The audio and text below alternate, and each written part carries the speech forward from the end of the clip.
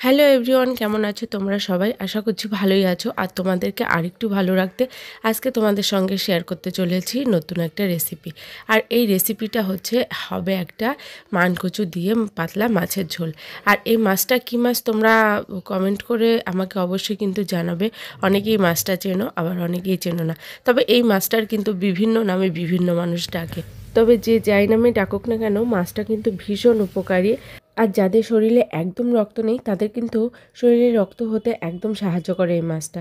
তো যাই হোক, চলো এই মাছটা এখন তোমাদের সঙ্গে শেয়ার করব রান্নাটা। আর আমি কিভাবে রান্না করলাম এই মাছটা সেটাই তোমাদের সঙ্গে শেয়ার করব। আশা করি তোমাদের ভিডিওটা ভালো লাগবে।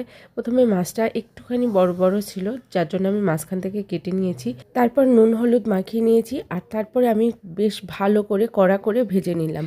মাছগুলো ভাজা হয়ে গেছে। আর মাছগুলো রান্না করার জন্য আমি যা যা করে নিয়েছি, এখানে দিয়েছিলাম আমি শুকনো লঙ্কা বাটা, আর তার সাথে একটু পেঁয়াজ আর একটু রসুন অল্প করে দিয়েছিলাম, আর সাথে ছিল জিরে বাটা।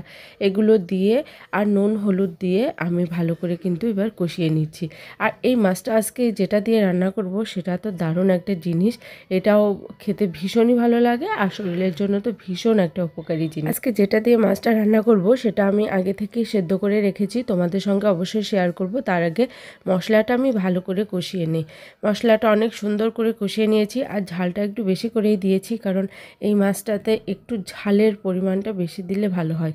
যদিও এই মাছটা আমি কখনোই রান্না করিনি, তবে শুনেছি যে মাছটা নাকি অনেক খেতে অনেক টেস্টি। যাই হোক, ফার্স্ট টাইম রান্না করছি।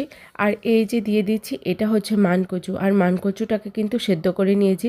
আজকে ভাবলাম এই যে মানকচু দিয়ে টাকি মাছের ঝোলটা করব। যারা বড় ভিডিও দেখতে পছন্দ করো না তাদের জন্য কিন্তু এই মাছের রেসিপিটা শর্ট ভিডিও করেও দেয়া আছে। তোমরা চাইলে অবশ্যই কিন্তু দেখে নিতে পারো। আর শর্ট ভিডিওতেও তোমরা বুঝতে পারবে আমি কিভাবে কি দিয়ে রান্না করলাম। আর যদি না বুঝতে পারো তাহলে বড় ভিডিও তো থাকলে তোমাদের জন্য, তোমরা দেখে নিও। আর এখানে তো ডিটেলস আছে আমি কিভাবে রান্না করেছি টাকি মাছটা। আশা করি তোমরা সহজেই বুঝতে পারবে। তো এবারে আমি কচুটা দিয়ে আর মশলাটা দিয়ে বেশ ভালো করে আবারও কষিয়ে নিয়েছি।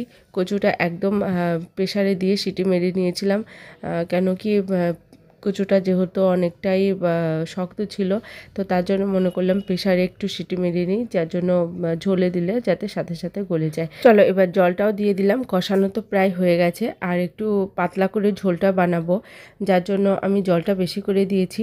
এই মাছটাকে অনেকেই অনেকভাবে রান্না করে খায়, তবে আমার কাছে মনে হলো যে দেখি আমি একটু পাতলা ঝোল করে খেয়ে দেখি কেমন হয়। তো ঝোলটাও ফুটে গেছে।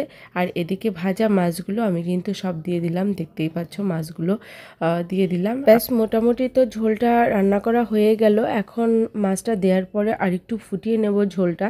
আর তারপরে আর কিছুই দেব না এখানে শুধু টালা জিরে গুঁড়ো দেব।